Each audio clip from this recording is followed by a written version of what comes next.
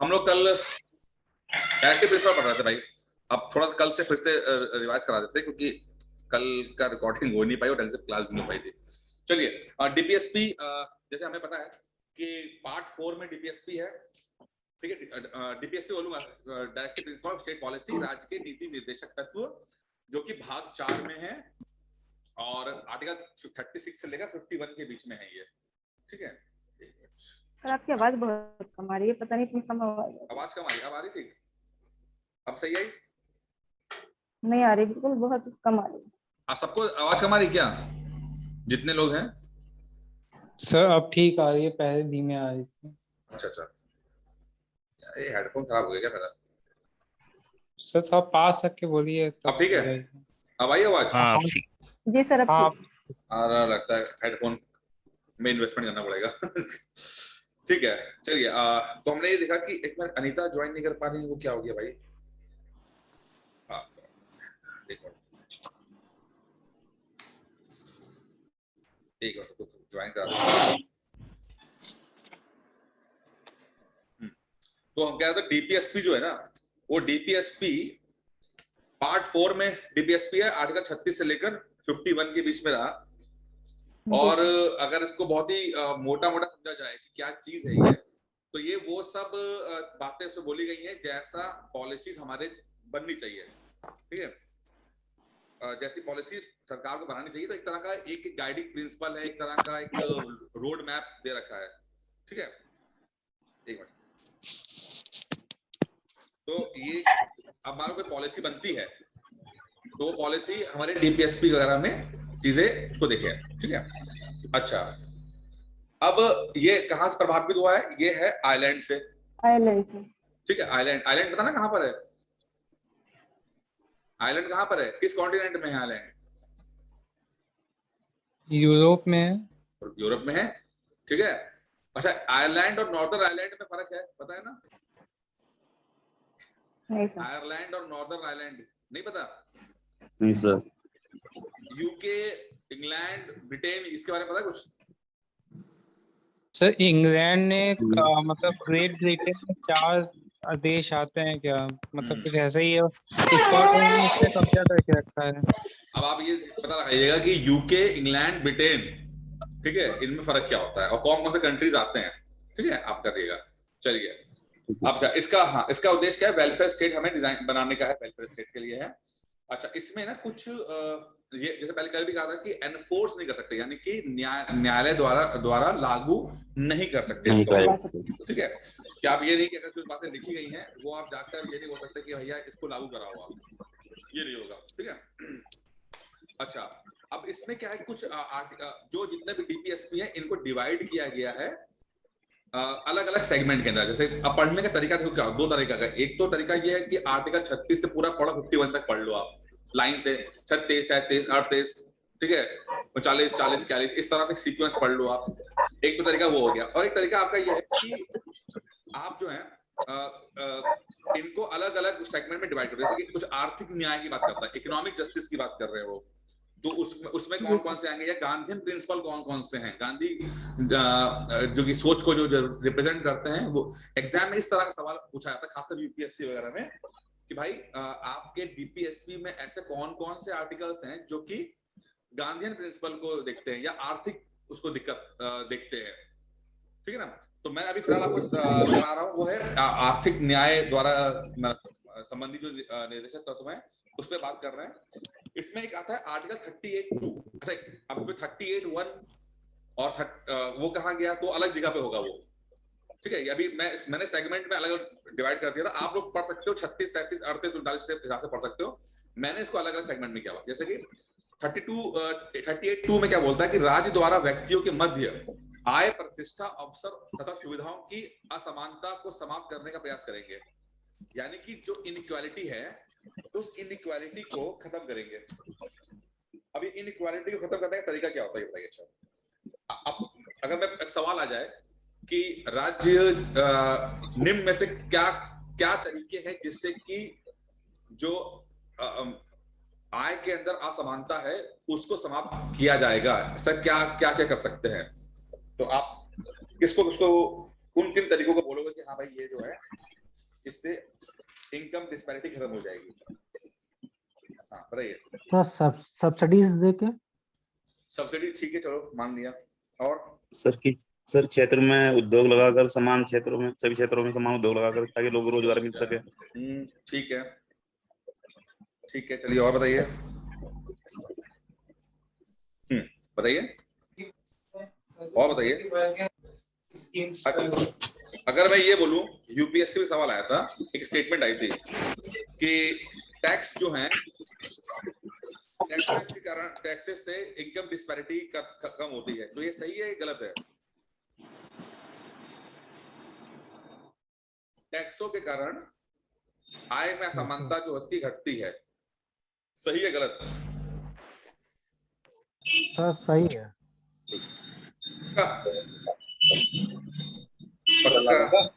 नहीं 100% है। बंद कर दी, सर आवाज नहीं आ रही। काम हो गया था। आवाज आ रही है मेरी? जी सर। हाँ क्या बोल रहा हूँ? आ रही। हाँ तो बताइए, ये यूपीएससी का स्टेटमेंट है कि भाई सरकार अगर टैक्स लगा रही है तो उससे इनकम डिस्पैरिटी खत्म हो रही है। ये स्टेटमेंट सही है या गलत है, मुझे अभी बताओ। सर सही है। सही है सर। एक आदमी ज्यादा कमा रहा है तो टैक्स देना पड़ेगा। बस टैक्सेस का एक कारण ये भी होता है कि जो रिच लोगों पे लगता है, गरीबों में नहीं लगता ना भाई। 5 लाख तक का टैक्स वैसे ही आपको छूट है इसके अंदर, ठीक है। तो 5 लाख तक बिल्कुल जीरो है, 5 लाख के बाद अलग अलग स्लैब में टैक्स लगता है। तो टैक्स से वैसे तो रेवेन्यू जनरेट होता है, लेकिन एक फिलोसफिकल आइडिया, एक इसका कॉन्सेप्ट ये है कि इससे गरीब और अमीर की जो गैप है उसे कम किया जाता है। भाई एक आदमी ने 10 लाख कमा लिया तो उसमें कुछ टैक्स लगाएंगे तो कुछ तो कम हुआ ना उसका पैसा। तो तरीका है, ठीक है ना? समझ आया कि नहीं आया आपको? जी सर। जी सर। ठीक है, चलिए, है ना। अब टैक्सेस तो पता ही है, डायरेक्ट टैक्सेस होते हैं, इनडायरेक्ट टैक्सेस होते हैं, पता है? जी सर। इकोनॉमिक्स का आ गया थोड़ा सा यहाँ पे। तो जी सर। जी सर। एग्जांपल दे दो मुझे डायरेक्ट टैक्स का।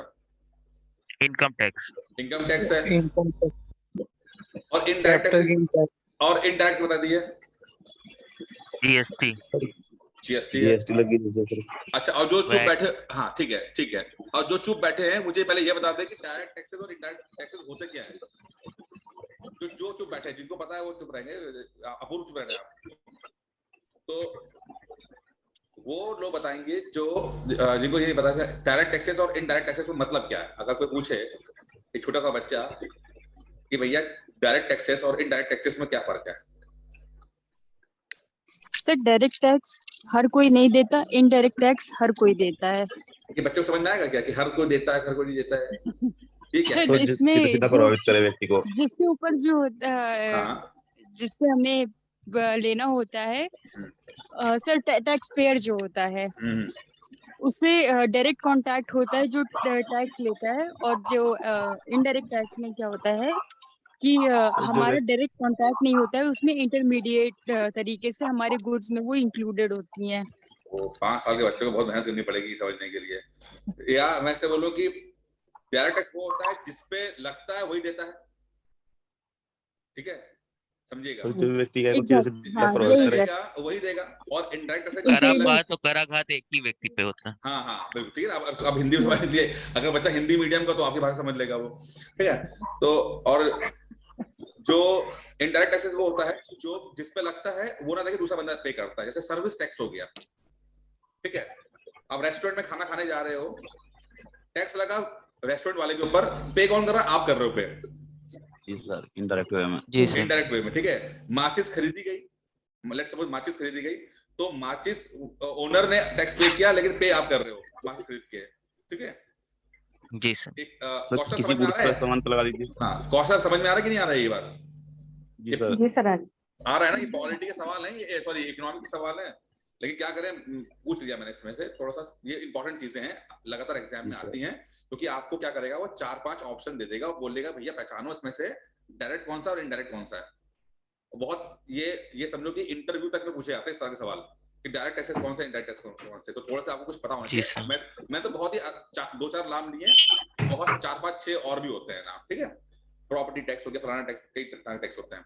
अच्छा, अब मुझे लास्ट सवाल ये है कि इनडायरेक्ट टैक्सेस और डायरेक्ट टैक्सेस में से सब सरकार को फायदा किसमें ज्यादा होता है, ज्यादा कलेक्शन किसमें हो रहा है, कलेक्शन किसमें हो रहा है, डायरेक्ट टैक्सेस में कि इनडायरेक्ट टैक्सेस में? इनडायरेक्ट टैक्सेस में, सर इनडायरेक्ट इनडायरेक्ट टैक्सेस में। इनडायरेक्ट में हो रहा है, बिल्कुल हो रहा है।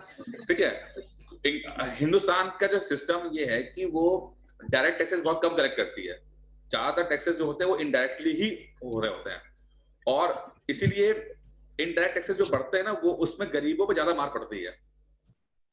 अब ऐसे मान लो एक माचिस जो है, मान लेते हैं वो 2 रुपए की इस समय बिक रही है, 2 का 3 रुपए हो जाएगा, तो ऐसा व्यक्ति जो जिसकी इनकम बहुत कम है, उसके लिए बहुत ज्यादा बर्डन आ गया, ठीक है ना।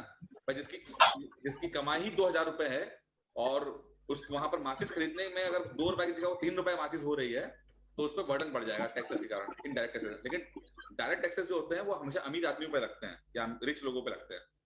ठीक है, इस बात को समझिएगा। चलिए आगे बढ़ते हैं। कहा था 38(2) करे, 39 क्या था? Certain principles of policy to be followed by the state. अब 39 में ना कुछ पॉइंट्स हैं 39 के अंदर, समझिएगा, ABCD। इसमें से A जो है वो ये बोलता है कि 39A कि राज्य प्रत्येक स्त्री और पुरुष को समान रूप से जीविका के साधन उपलब्ध कराने का प्रयास करेगा। The citizen, men and women equally have the right to an adequate source of livelihood. यानी राज्य का मतलब क्या होता है, यानी कि सरकार या पार्लियामेंट, ये जो भी होती है, ठीक है, वो पुरुष और महिला दोनों को उनका जो लाइवलीहुड है, जीविका का साधन उपलब्ध कराने का प्रयत्न करेगा। अब मान लो यहीं पर कोई व्यक्ति ऐसा है, बोले कि भैया मुझे तो पैसा नहीं मिल रहा है, मुझे दिक्कत हो रही है, तो कोर्ट में जाएगा कि भैया सरकार दे नहीं रही है, तो जा सकता है ना कोर्ट में, फिर तो सरकार कोर्ट से वहां से उसको मिल जाएगा, सुविधा मिल जाएगी उसको। ठीक है ना? नहीं सर, नहीं और सर नीति निर्देश इसमें तो जा नहीं सकते कोर्ट में। बस ठीक है, खत्म। चलिए 39B बोलता है कि राज्य देश के भौतिक साधनों के स्वामित्व और नियंत्रण की ऐसी व्यवस्था करेगा कि अधिक से अधिक सार्वजनिक हित हो सके। That the ownership and control of the material resources of the community are so distributed as best to serve the common good। यानी कि जितने भी रिसोर्सेज हमारे देश में उपलब्ध हैं, ठीक है, चाहे वो माइंस हो या कुछ और भी हो, उस पे सभी लोगों का अधिकार होना चाहिए। अब ये जो कॉन्सेप्ट है ना, ये सोशलिस्ट कॉन्सेप्ट है, समाजवादी सोच है ना कि भाई इक्वल डिस्ट्रीब्यूशन ऑफ रिसोर्सेज। ठीक है, यानी कि अगर देश में से कुछ निकल रहा है, कुछ बन रहा है, कुछ उस पे, तो उसके ऊपर हर आदमी का हक होना चाहिए उस पे। ठीक है ना? फायदा ऐसा हो सकता है जैसे कि मान लो कोई एक माइन से सोना निकला, तो ऐसा नहीं है कि किसी पर्टिकुलर बिजनेसमैन की जेब में चला जाए, वो सरकार का यूज करे। ठीक, सरकार सबको वो बांटे, चाहे वो स्कूल के रूप में, चाहे अनाज के रूप में, किसी खाने के रूप में, इस तरह से। 39C क्या है? राज्य इस बात का भी ध्यान रखेगा कि संपत्ति और उत्पादन के साधनों का इस प्रकार केंद्रीकरण न हो कि सार्वजनिक हित को किसी प्रकार की हानि पहुंचे। ये वही चीज की बात हो रही है कि भाई कॉन्सेंट्रेशन ऑफ वेल्थ नहीं होनी चाहिए, यानी कि कुछ लोगों के पास तो पैसा बहुत ज्यादा है और कुछ लोगों के पास नहीं है। ठीक है ना? इसीलिए ये पूंजीवाद में थोड़ा सा ये हो जाता है, कॉन्सेंट्रेशन ऑफ वेल्थ होती है, और समाजवादी में, सोशलिज्म में ये इस पे ध्यान रखा जाता है। अगर ठीक से इंप्लीमेंट कराएंगे तो अलग बात है, लेकिन अगर आधा कच्चा पक्का होगा, जैसे हिंदुस्तान के अंदर है आधा कच्चा पक्का, तो वहां पर ये कॉन्सेंट्रेशन ऑफ वेल्थ भी रहती है और ठीक से काम होता भी नहीं है। ठीक है, तो ये जो मैं बोल रहा हूँ कि कॉन्सेंट्रेशन ऑफ वेल्थ है, ये पूंजीवाद का एक टूल है। तो इसमें कौशल बताइए कि मैंने क्यों कहा, ये स्टेटमेंट क्यों कहा मैंने कि भाई जो धन का केंद्रीकरण है वो पूंजीवाद की वजह से हो जाता है। ऐसा कैसे होता है, क्यों हो जाता है? समाजवाद में क्यों नहीं होता और पूंजीवाद में क्यों होता है? कौशल बताइए। सर पूंजीवाद में सारा धन एक ही जगह हो जाता है, अपने पास रख लेते हैं सरकार। क्यों जाता है भाई? पूंजीवाद में क्या खासियत होती है? सर सारी चीजों पर सरकार का नियंत्रण होता है। सही बोल रही है ये? नहीं सर, पूंजीवाद में क्या होता है बताइए? पूंजीवाद होता क्या, पहले ये बताइए ना मुझे, पूंजीवाद क्या चीज है? सर पूंजीवाद कैपिटलिस्ट होते हैं जो शॉर्ट टर्म में जिनमें हाई प्रॉफिट होता है उनमें इन्वेस्ट करना चाहते हैं। जैसे हमारी सरकार होती है वो लॉन्ग टर्म प्रोजेक्ट्स और मतलब कि वो मैक्सिमम वेलफेयर ऑफ सोसाइटी पे काम करती है। बट जो कैपिटलिस्ट या फिर जो पूंजीवाद होते हैं वो सिर्फ शॉर्ट टर्म पे या फिर जिनमें ज्यादा प्रॉफिट मैक्सिमाइजेशन हो, उनका मेन मकसद वेलफेयर ऑफ सोसाइटी नहीं होता है। इसीलिए कंसंट्रेशन ऑफ वेल्थ उनके हाथों में होती है, क्योंकि वो उसी जगह लगाना चाहते हैं जहां से प्रॉफिट आ सके। कोई और कुछ कहना चाहेगा इसके ऊपर? सर, संसाधनों का नियंत्रण निजी क्षेत्र के हाथ में हो जाता है और समाजवादी में राज्य का नियंत्रण रहता है संसाधनों पर। पूंजीवाद का मतलब सिंपल समझिए, अगर एक लाइन में बोलूं मैं कि भैया मैंने लगाई फैक्ट्री, मैंने मिल लिया रिस्क, तो फायदा भी मुझे मिलना चाहिए। ठीक है, ये है कि भाई जो रिस्क लेगा वो प्रॉफिट भी लेगा। ठीक है, इसीलिए अब जैसे मान लो कोई किसी ने दुकान खोली तो पैसा लगाया, तो दुकान से जो पैसा मिलेगा, बेनिफिट प्रॉफिट होगा, तो दुकानदार के तो होगा ना, सबको तो बांटेगा नहीं वो। तो ये पूंजीवाद है ये। ठीक है, तो जब पूंजीवाद के अंदर देखा जाता है कि जो बंदा रिस्क लेता है, जो इनिशिएटिव लेता है, पैसा भी वही कमाता है, क्योंकि सारा प्रॉफिट उसी के पास जाता है और थोड़ा बहुत सैलरी वैलरी के रूप में जाता है वो। अब ये जब वर्ल्ड हिस्ट्री पढ़ेंगे तो ये सोशलिज्म, कैपिटलिज्म, ये सब हम लोग ध्यान से पढ़ेंगे। अभी मैंने कोई बेसिक लाइन बता दी आपको। ठीक है, 39D, equal paid for equal work for both men and women, यानी कि राज्य प्रत्येक नागरिक को, चाहे वो स्त्री हो या पुरुष हो, समान कार्य के लिए समान वेतन देगा। ठीक है ना, सही है जी सर। आजकल मिल रहा है कि नहीं मिल रहा है? नहीं सर, कुछ क्षेत्रों में तो मिल नहीं रहा, प्राइवेट क्षेत्रों में नहीं मिलता है ना। हाँ, क्योंकि एक ही काम के लिए लड़कियों को कम मिलता है, लड़कों को ज्यादा सैलरी मिल जाती है। और वो असंगठित क्षेत्र में नहीं मिलता है सर। असंगठित क्षेत्रों में। जी, असंगठित में तो रहता है। अच्छा, अब आपने बड़ी अच्छी बात बोल दी। अब संगठित और असंगठित में फर्क क्या कौशल, ये बताइए। अगर मैं बोलूं कि संगठित और असंगठित में क्या फर्क है, अगर इंग्लिश में बोलेंगे तो हम बोलेंगे फॉर्मल और इनफॉर्मल सेक्टर। क्या चीज, इसका मतलब क्या होता है? सर आप ही बताइए। अच्छा, और कोई कहना चाहिए उनको? नरेंद्र जी बताइए, आप बताओ। नरेंद्र, हेलो नरेंद्र, आवाज पहुंच रही है आपके पास? चलिए अनीता, आप बताइए, फॉर्मल और इनफॉर्मल या संगठित या हेलो। हाँ नरेंद्र बताइए, संगठित या असंगठित क्षेत्र क्या चीज होती है?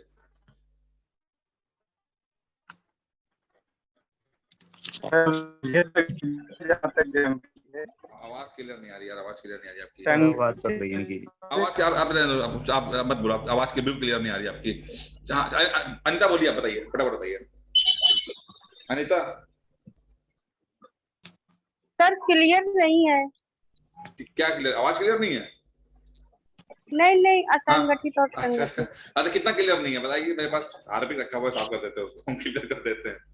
बताइए, अब जितना है, कितना भी है बताइए, हम सब मिलकर क्लियर कर देंगे। बताइए सर संगठित में जो मतलब सरकारी में होते हैं, आई थिंक वो लोग रहते हैं, और असंगठित में जो ये काम करने वाले प्राइवेट और सेक्टर, ये सब शायद ये लोग रहते हैं। सारे प्राइवेट सेक्टर असंगठित है क्या? कुछ लीडरशिप चलती है जहाँ पे सर वो संगठित है। चलिए मैं बहुत टेक्निकल डेफिनेशन में नहीं जाऊंगा, बहुत ही मोटा बात कर लेते हैं। ठीक है, जो आपको याद भी रहे।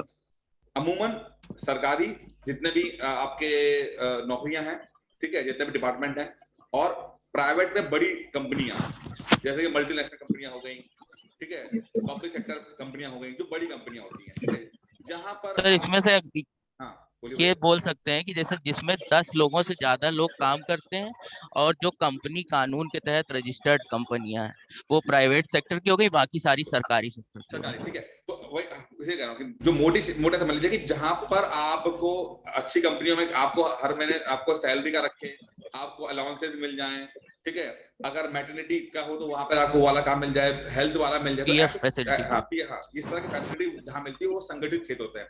असंगठित में अमूमन सैलरी नहीं होती है, वेजेस होते हैं। अब समझिएगा इस बात को, सैलरी नहीं होती है, वेजेस पता क्या होते हैं? दिहाड़ी हो जाती है। ठीक है, छोटी कंपनियां, नॉन रजिस्टर्ड कंपनी, जैसे मान लो दुकान में काम, किराने की दुकान में काम कर रहा है, या चाय की दुकान में काम कर रहा है, ठीक है, या कोई छोटी कंपनी में भी काम कर रहा है, तो जहाँ पे 2-4 लोग 5 लोग काम कर रहे हैं, ठीक है, तो ये ऐसे असंगठित क्षेत्र होते हैं जहां पर बहुत ज्यादा आपको अलाउंसेस नहीं मिलते हैं, ना हेल्थ के अलाउंसेस मिलेगा, ना छुट्टी मिलेगी आपको उस तरह से, ठीक है।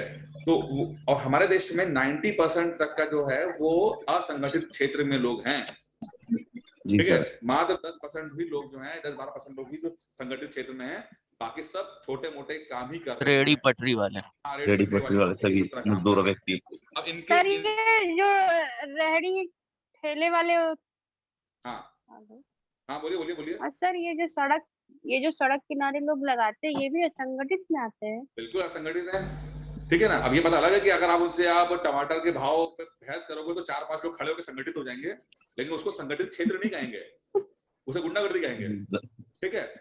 तो संगठित क्षेत्र अलग चीज है।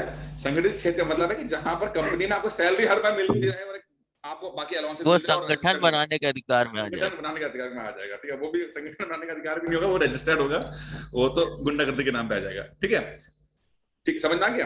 तो हमारे देश में अच्छा, अब इसकी कुछ और भी इम्प्लीकेशंस हैं, क्योंकि पॉइंट बड़ा इंपॉर्टेंट चल रहा है कि क्योंकि बहुत ज्यादा असंगठित क्षेत्र हमारे देश के लोग काम करते हैं, तो होता क्या है कि अगर कोई फैसिलिटी या कोई सुविधा कुछ पहुंचानी चाहती, सरकार पहुंचाने भी चाहती है, तो ठीक से पहुंच नहीं पाती है। जैसे कि अब एक कॉन्सेप्ट और जा रहा है, इकोनॉमिक्स की तरफ भी जा रहा है, लेकिन चलो मैं डिस्कस कर ही लेता हूँ। मान लो महंगाई आ गई। महंगाई का मतलब क्या है कि चीजें कम हैं और उसको डिमांड ज्यादा है, चाहने वाले डिमांड ज्यादा है। ज्यादा है, मतलब लोगों के पास पैसा ज्यादा है, ठीक है। या और इस तरह की बात है, या मांग अब सरकार बोल रही है कि भैया हमें जो है ऐसा सिस्टम बनाना चाहिए कि लोगों के पास पैसा कम रहे, तो अब वो वहां पर वो अपने आरबीआई के अंदर कुछ कानून चेंज कर रही है। मान लो वो रेपो रेट चेंज कर दे या रिवर्स रेपो रेट चेंज कर दे, कुछ भी कर दे, लेकिन उसका असर बहुत ज्यादा दिख नहीं पाता, क्योंकि 90% हमारा जो देश है वो असंगठित है। वो बैंकों से उस तरह से नहीं जुड़ा हुआ है कि अगर बैंक के कानून में कुछ चेंज होगा, रेट ऑफ इंटरेस्ट कुछ चेंज होगा, तो बहुत जल्दी उसका असर दिख जाएगा। क्योंकि मात्र 10% ही लोग ऐसे हैं जहां जो लोग एक ऐसे सिस्टम का हिस्सा हैं जहां पर अगर कुछ कानून में कुछ अगर रेट ऑफ इंटरेस्ट चेंज करेंगे तो कुछ उनके परचेसिंग पावर में कुछ पैसे में कुछ ऊपर नीचे होगा, तो उन पर असर पड़ेगा। बाकी सबको तो ऐसा ना कि जाएंगे और दिहाड़ी लेकर आ जाएंगे, ठीक है। इसीलिए जब महंगाई आती है या कुछ आती है तो सरकार के हाथ में वो लिमिटेड चीज, वो थोड़ा बहुत ही चीजें कर पाती है, उसको कर नहीं पाती है। इसीलिए बार बार कोशिश की जा रही है कि ज्यादा से ज्यादा लोगों को संगठित किया जाए, उनको मतलब एक सिस्टमेटिक फॉर्मल सिस्टम में डाला जाए, बैंक के खाते खोले जाए। अब यहाँ पर एक वर्ड आएगा, इंक्लूसिवनेस होता है, ठीक है। इंक्लूसिवनेस होना चाहिए। अब इसका मतलब है कि एक ऐसा हम लोग विकास करें जिसमें सब मिलकर करें, और इसमें आपका बैंक से खाते आप वो खाते आपके पास हो, आपके पास इंश्योरेंस हो, हेल्थ इंश्योरेंस हो, ये सब चीजें आती हैं। चलिए खैर इसको और पढ़ेंगे डिटेल में, अभी मैंने मोटा मोटा बता दिया आपको।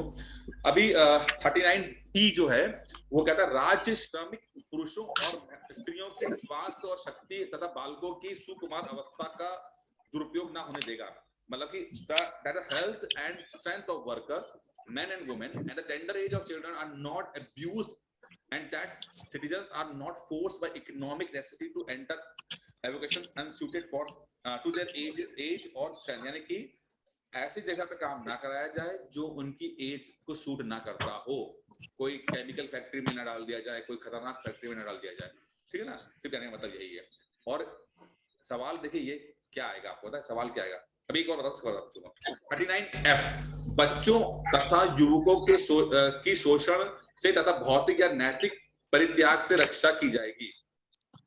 मतलब जो शोषण कोई उनका ना कर सके, बच्चों का युवकों का शोषण ना हो सके, उससे भी रोकने की बात वो कर रहे हैं वो, ठीक है। अब opportunity for the healthy development, ठीक है, ये हो गया। अब सवाल तो बनेगा ना, सवाल बनता है आप लोगों का, वो बनता है कि आर्टिकल 39 में 39A B C D किस तरह से आएगा। मैच द फॉलोइंग वाले सवाल बनेंगे आपके, समझे? समझ में आया क्या, है ना? ये सवाल जैसे मैंने आपको आर्टिकल 19 कहा था कि आर्टिकल 19 में आपसे मैच द फॉलोइंग वाले सवाल में वो आर्टिकल 19 का ही पूछ लेगा ABCD। इस तरह से आर्टिकल 39 के अंदर भी एक खासियत है कि वो उसमें 4-5-6 चीजें हैं, तो आराम से वो आपको मैच द फॉलोइंग के सवाल बता सकता है। तो जब आप पढ़ेंगे ना तो प्लीज ठीक से पढ़िएगा कि आर्टिकल 39A क्या है, B क्या है, C क्या है, D क्या है, इसको मतलब आपको पता होना चाहिए, क्योंकि यहाँ फंसने की बहुत संभावना है। जी सर। इकोनॉमिक आपके प्रिंसिपल, सोशलिस्ट प्रिंसिपल के अंदर 41 आर्टिकल 41 आ गया। तो आर्टिकल 41 क्या बोलता है कि सॉरी 39A भी है इसके अंदर एक और, वो है promote equal justice and free legal aid to the poor. Sir क्या कर रहा है कि फ्री में वकील साहब आपको प्रोवाइड कर दिए जाएंगे, मतलब सम्मान न्याय और विधिक निःशुल्क न्याय। मतलब कोई गरीब आदमी के ऊपर केस आ गया और वो अपना बचाव नहीं कर पा रहा है, तो एक फ्री लीगल एड दी जाएगी, यानी कि उसको भी वकील दे दिया जाएगा, निःशुल्क विधिक न्याय। जी हाँ। अब ऐसे मान लो इसके अंदर कोई गरीब भी हो सकता है, या जैसे मैंने कहा था कि मैं कसाब के ऊपर कहा था कि कसाब को भी वकील दिया गया था, ठीक है ना। तो ये मजबूरी है, हम लोगों को देना पड़ेगा। हम लोग उस एक सिस्टम का, चाहे हम कितना भी नफरत करें चीज को, हम कितना भी ऊट पटांग बोले, लेकिन हमारे देश में एक सिस्टम का होना बहुत जरूरी है। किसी एक व्यक्ति, एक घटना से हम लोग अपना सिस्टम चेंज नहीं कर सकते, ठीक है, क्योंकि ओवरऑल हमें दिखाना जरूरी है कि एक सिस्टम है यहाँ पर। अगर हम किसी को फांसी की सजा भी दे रहे हैं तो भी एक कानूनी प्रोसीजर के तहत है, ड्यू प्रोसेस ऑफ लॉ है, विधि द्वारा स्थापित प्रक्रिया। विधि द्वारा स्थापित प्रक्रिया है। सुना है आपने शब्द कहीं पर? क्यों सुना? जी सर। जी सर। हाँ चलिए, अच्छी बात, सुना लग रहा है, मुझे लगा कि सुना लग रहा है, बिल्कुल ठीक है। आर्टिकल 41 ये भी आपका सोशलिस्ट उसमें प्रिंसिपल है, सभी नागरिक अपनी योग्यता के अनुसार रोजगार और शिक्षा पा सके एवं बेकारी, बुढ़ापा, बीमारी और असमर्थता आदि दशाओं की में सार्वजनिक सहायता प्राप्त कर सके। Right to work, right to education and to public assistance in certain cases, in case of unemployment, old age, sickness और उसमें और right to work, right to education, ठीक है। क्या कह रहा है कि भाई आप लोग अपनी योग्यता के हिसाब से रोजगार प्राप्त कर सको। अच्छा, एक चीज ये तो चलो हो गया आर्टिकल 41, ये तो समझ ही लिया, लेकिन यहाँ से फिर एक चीज और जुड़ के आ रही है, वो आ रहा इकोनॉमिक्स का एक टॉपिक जिसका नाम है सुनिए, डिसगाइज्ड अनएम्प्लॉयमेंट। नाम सुना कभी? Under employment, type of unemployment सुने आपने? Type of unemployment. Yes sir. ठीक है, यस सर। तो उसमें आपको एक आता है कि अंडर एम्प्लॉयमेंट। इसका मतलब क्या है कि भाई आपने पीएचडी कर ली, ठीक है, और पीएचडी करने के बाद आप मान लो टेलीकॉलर का काम कर रहे हो, तो कहने को तो एम्प्लॉयमेंट है आपके पास, बट आपकी योग्यता को सिद्ध नहीं कर रहा है वो, ठीक है ना। एक होता है डिसगाइज्ड एम्प्लॉयमेंट, यानी कि एक खेत है, उस खेत पे मान लो 5 लोगों की जरूरत है उस खेत को करने के लिए, लेकिन वहां पर क्योंकि मजदूरी सस्ती है तो 10 लोगों को काम कराया जा रहा है, 10 लोगों से काम कराया जा रहा है, और कहने को तो ऐसा हो रहा है कि भाई सभी के पास नौकरी है, लेकिन वो एक तरह का अनएम्प्लॉयमेंट, बेरोजगारी, हाँ, छुपा हुआ अनएम्प्लॉयमेंट, क्योंकि सबको अपनी योग्यता के हिसाब से या अपने हिसाब से पैसा नहीं मिल रहा है। तो टाइप ऑफ अनएम्प्लॉयमेंट एक आपका इकोनॉमिक्स का टॉपिक रहता है, वो एग्जाम के लिए भी बहुत इंपॉर्टेंट रहता है, इसको ध्यान दीजिएगा। और चूंकि अभी हम लोग पॉलिटी का वो हिस्सा पढ़ रहे हैं जहां पे इकोनॉमिक्स जुड़ी हुई चीजें बातें हो रही हैं, इसलिए बार बार इकोनॉमिक्स घूम घूम के आ रहा है, ठीक है, कि सभी नागरिक अपनी योग्यता के अनुसार रोजगार और शिक्षा प्राप्त कर सके, और अगर बेकारी है, बुढ़ापा है, बीमारी है, उस दशा में आपको सार्वजनिक सहायता प्राप्त कर सके। यानी कि मोदी जी अगर आपको राशन दे रहे हैं तो ये उनका कर्तव्य है कि आर्टिकल 41 में लिखा हुआ है कि अगर बेकारी है, बुढ़ापा है या असमर्थता है, कि आपका लॉकडाउन लग गया है, विशेष परिस्थितियां हैं, तो वहां पे सार्वजनिक सहायता प्राप्त कर सके। तो यहाँ पर एक पॉइंट मैं बताने जा रहा हूँ कि जो ये मुद्दा चल रहा है फ्री बीज वाला, रेवड़ी बांटने वाला, उसको आप काउंटर कर सकते हो कि भैया आर्टिकल 41 में भी तो ये लिखा हुआ है कि भाई सचमुच अगर बेकारी, बुढ़ापा, बीमारी है, इस तरह की प्रॉब्लम है, तो सरकारों को तो हेल्प करनी पड़ेगी। तो आप इसको रेवड़ी नहीं बोल सकते, और रेवड़ी का मतलब होता है कि अनाप शनाप योजना चलाकर आप उसको टीवी, फ्रिज और इस तरह की चीजें बांट दो, वो रेवड़ियां होती हैं। अगर राशन बांट रहे हो तो वो रेवड़ियां नहीं हो सकती हैं वो।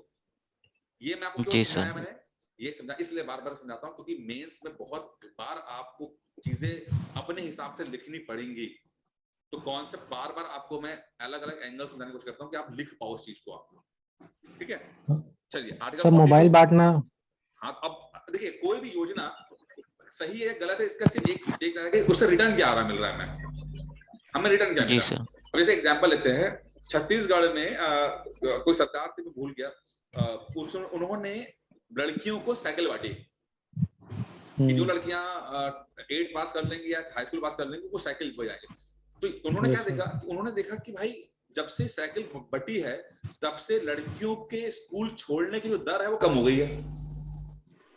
लड़कियां दूर तक स्कूल जा पा रही है, मतलब अगर स्कूल दूर है, गांव में से दूर है तो जा पा रही है। तो अब इसको आप क्या बोलोगे, इस योजना तो ये तो इफेक्टिव योजना होगी ना, बढ़िया योजना है ये तो रेवोल्यूशन। जी सर।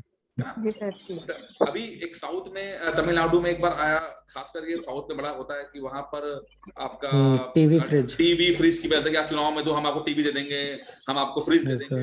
अब इससे रिटर्न क्या आ रहा है सरकार को? कुछ रिटर्न मिल रहा है? कुछ नहीं मिल रहा है उससे। ये तो चुनावी वादे होगा बिना मतलब वाले, तो वो सब आपकी फ्री बीज या रेवड़ी हो सकती है।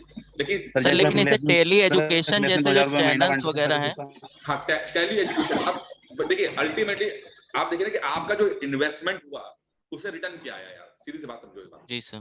अब यहीं पर एक बात और मैं चलो कर देता हूँ कि भत्ते मिलते हैं, अनएम्प्लॉयमेंट भत्ते मिलते हैं, बेरोजगारी भत्ते, इसे क्या बोलोगे? फ्री बीज बोलोगे कि क्या बोलोगे? नहीं सर, उसको अगर आप अपनी स्किल डेवलपमेंट के लिए यूज करते हैं तो बहुत अच्छी चीज है। और अगर कोई कंप्यूटर कोर्स कर लेते हैं, आप कोई भी आप ऐसी साक्षरता ग्रहण करते हैं जिससे कि आपको आगे रोजगार मिल सकते, तो अच्छी चीज है ना। अच्छा, अब मैं आपको एक पॉइंट और देता हूँ चलो इसी बात पे कि भाई एक अनएम्प्लॉयड आदमी होता है, वो इकोनॉमी में कोई भी कंट्रीब्यूशन नहीं कर रहा, वो कुछ भी नहीं खरीद पा रहा है। जैसे मान लो कि आप में से कोई व्यक्ति ऐसा होगा जो उसके पास मतलब वो कोई काम नहीं कर रहा, आप में से कुछ हो सकते हैं कुछ काम ना करते हो, तो आपने अगर कुछ भी नहीं खरीदा है, कुछ भी नहीं कर पा रहे हो, आपके पास बिल्कुल पैसे नहीं है, तो आप भारतीय अर्थव्यवस्था में तो कुछ भी कॉन्ट्रीब्यूट नहीं कर रहे हो ना, कुछ भी आप दे नहीं रहे हो। लेकिन सरकार अगर मान लो आपको 1000 रुपए देती है और उस 1000 रुपए का आप फोन में रिचार्ज कराते हो, इंटरनेट रिचार्ज कराते हो, आपको मन करता है तो आप सोचते हो कि यार मैंने शर्ट नहीं खरीदी कई दिनों से, एक जाके 500 रुपए की शर्ट ले लेता हूँ, आपने शर्ट खरीदी। अब एक शर्ट खरीदने का मतलब है कि आपने इकोनॉमी में थोड़ा सा कंट्रीब्यूट किया, थोड़ी डिमांड क्रिएट की, थोड़ा परचेजिंग की। तो जहां पर आप देखो ना आर्थिक मंदी आती है तो वहां पर सरकार कोशिश करती है कि लोगों के हाथों में पैसा रहे जिससे कि वो खर्चा कर सकें और जो ये चक्र है, ये साइकिल जो है वो घूम सके कि लोग डिमांड मांगे और कंपनियां उस डिमांड को पूरा करने के लिए अपना माल सप्लाई कर सके। ठीक है, और उसके लिए वो अपनी यूनिट्स लगाएं और अपनी यूनिट्स लगाएंगे, रोजगार देंगे, पैसा साइकिल बनती है ना। तो भत्ते होना देना, कुछ लोग कहते हैं ना कि भाई सरकार ने बेरोजगारी भत्ते बांटने का मतलब है कि यार ये तो लोगों को और काहिल बना देंगे, तो नहीं कहा। हमेशा इस पॉइंट से हम नहीं दे सकते, एक हियाला एंगल भी हमें देखना पड़ेगा कि उस 1000 रुपए का हो क्या रहा है। ठीक है ना, आज इकोनॉमी ज्यादा हो गई वैसे। आर्टिकल 42, राज्य ऐसा प्रयत्न करेगा कि व्यक्तियों को अपनी अनुकूल अवस्थाओं में ही कार्य करना पड़े तथा स्त्रियों की प्रसूति सहायता के लिए उपबंध करेगा। Provision for just and human condition, पहला चीज, एंड दूसरा मैटरनिटी लीव। ठीक है ना, यानी कि ऐसा ना हो कि यार बहुत ही खतरनाक जगह पे काम करना पड़ रहा है उसको। ठीक है, दूसरा क्या है कि अगर महिला कोई है तो उसको एक मैटरनिटी एक रिलीफ, जननी सुरक्षा योजना। अब तो मैटरनिटी पता आपको क्या होती है? मैटरनिटी लीव होता ही है, मैटरनिटी लीव होता है, एक होता है पैटर्निटी लीव होता है। एक चीज है सर, पिता को भी अवकाश दिया जाता है ना कि भाई पिता को भी अवकाश दिया जाए कि पिता भी अपने बच्चे के डायपर चेंज कर सके, सिर्फ मम्मी ना करे। ठीक है ना, तो पिता को भी थोड़ा सा ट्रेनिंग होनी चाहिए कि वो तो उस काम के बहाना मार के चला ना जाए, तो उसको भी पूरा है कि प्रेग्नेंट वाला कॉन्सेप्ट। ठीक है ना, तो सरकार ने कहा कि सिर्फ महिलाएं, सिर्फ पुरुष ही मजे ना करें, थोड़ा सा महिलाओं को भी पूरा मतलब थोड़ा सा हेल्प मिलनी चाहिए, इसीलिए थोड़ी सी 15 दिन की एक पैटर्निटी लीव दी गई है। सर उस केस में शायद दिक्कत सर ये जो यदि माता गुजर जाती है बच्चे की उतने के समय भैया, तो फिर माता गुजर गई तो फिर नानी और दादी किस दिन काम आएंगी फिर? सर मैंने भी अप्लाई किया था, 2 गुड़िया हुई थी मेरे यहाँ सर, मना कर दिया था हम लोगों को स्टेट में। देखिए इसके बारे में मैं मुझे थोड़ा सा नहीं नॉलेज है, आप इसको देखना पड़ेगा सरकार के क्या कानून है, इतना डिटेल में उन्होंने कहा था कि यदि मम्मी गुजर गई है कोई देखभाल करने वाला तब मिलेगी उस कंडीशन में। हाँ, ये तो बिल्कुल है, आपको सिर्फ नॉर्मल व्यक्ति को नहीं। फिर सर मैंने ये कहा कि भाई देखभाल तो मुझे करनी पड़ रही है, तो आपकी वाइफ कहाँ है? आपकी वाइफ सर घर पे यहीं पे मेरे पास में ही। नहीं तो आप एक ले सकते हैं, LW भी ले सकते हैं ना, लीव विदाउट पे।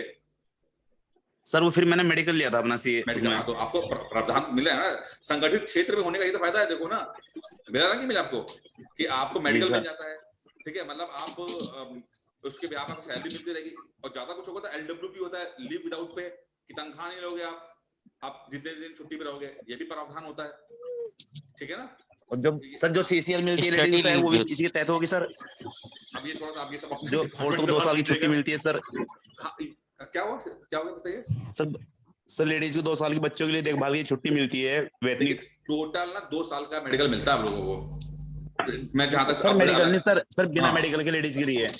देखिए अब मैं इसमें सिर्फ इतना कहूंगा कि मुझे ज्यादा जानकारी नहीं है, इसे प्लीज देख लो, अपने अपने डिपार्टमेंट की बात होती है, कितनी छुट्टी मिल रही है वो अलग अलग है। क्योंकि मैं फिर अनाप शनाप बोल दूं और फिर यहाँ पर YouTube पे ये वीडियो अपलोड है, उसके बाद वो मेरे को कहते कि अरे सर को पता नहीं है, तो मुझे नहीं सर सही है सर। तो मैं सिर्फ ठीक है सर, आपका जो आर्टिकल 42 है वो वहां पे काम करने का अच्छा सुविधा रहे, और दूसरा है मैटरनिटी लीव मिले। और ये आपसे क्वेश्चन किससे पूछेगा कि मैटरनिटी लीव वाला जो है वो कौन से आर्टिकल में आएगा, आर्टिकल 42।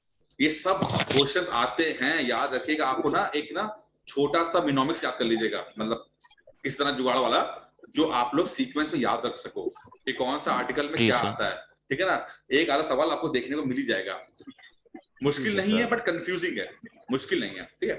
अब आर्टिकल 43 खत्म कर पाएंगे। 43 क्या है? राज्य इस बात का प्रयत्न करेगा कि कृषि और उद्योग में आगे हुए सभी मजदूरों को अपने जीवन निर्वाह के लिए उचित वेतन मिल सके, उनका जीवन स्तर ऊपर उठ सके। राज्य ये भी प्रयास करेगा कि गांव में व्यक्तिगत अथवा सहकारी आधार पर कुटीर उद्योग को प्रोत्साहित किया जाए, लिविंग वेजेस फॉर वर्कर्स, यानी कि ऐसा कम से कम इतना सैलरी तो मिले कि यार वो अपना जीवन गुजार सके, ठीक है। एक तो ये हो गया। और दूसरा क्या है कि कुटीर उद्योग, ठीक है। कुटीर उद्योग का मतलब क्या होता है? जैसे कि आपका आपने नाम सुना SMSE होते हैं, स्मॉल स्केल इंडस्ट्रीज, MSME होते हैं, माइक्रो स्मॉल मीडियम एंटरप्राइजेस होते हैं, ठीक है। तो स्मॉल का मतलब क्या होता है कि बिल्कुल छोटे, सॉरी माइक्रो का मतलब बिल्कुल छोटे, माइक्रो मतलब घर के अंदर अचार बनाने वाला काम होता है, पापड़ बनाने वाला काम होता है, इसे कुटीर उद्योग कहते हैं। जी सर। तो ये होता है। तो ये कहा गया आर्टिकल 43 में कि इस पे भी हम लोग ध्यान देंगे, और कम से कम इतना सैलरी तो कितना पैसा आदमी कमाए कि अपना जीवन व्यापक कर सके ढंग से, ठीक है। चलो समय खत्म ही हो गया इसमें। अच्छा